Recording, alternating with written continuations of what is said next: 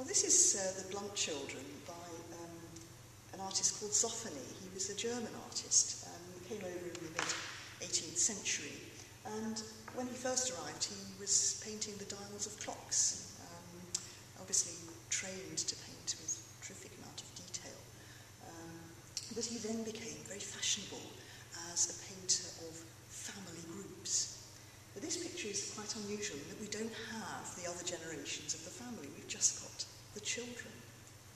Now, the usual assumption when people first see this picture is that it's two little girls because of the dresses.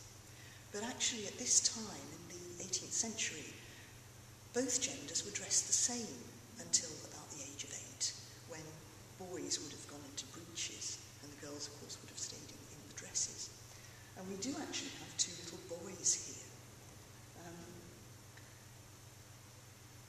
In the background, we've got a representation of the estate that they will inherit when they grow up.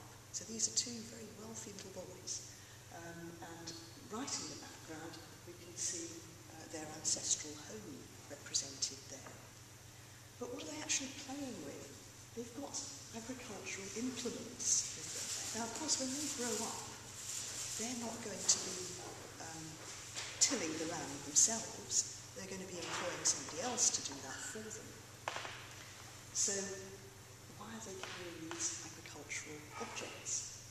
Well, in the mid-18th century, there were some ideas becoming quite popular about childhood, particularly based on the ideas of Jean-Jacques Rousseau, a French philosopher, who came up with some quite radical ideas.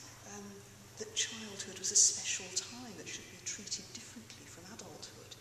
Now, we take that rather for granted these days, but at the time, people tended to just assume children should grow up as quickly as possible and become adults.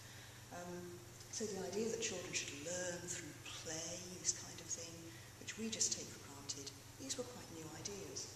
And one of Rousseau's ideas was that children should be given a piece of soil, a piece of land, to grow their own seeds and see plants develop, something that pretty much every school does today.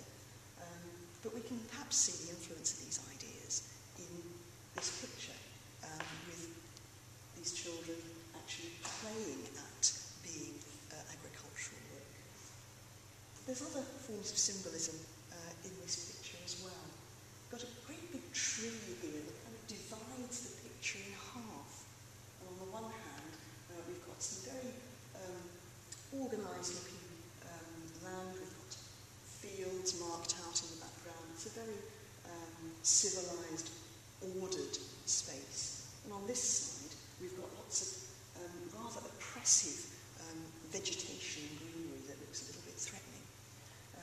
So we've perhaps got two different sorts of worlds delineated by this tree coming up the middle.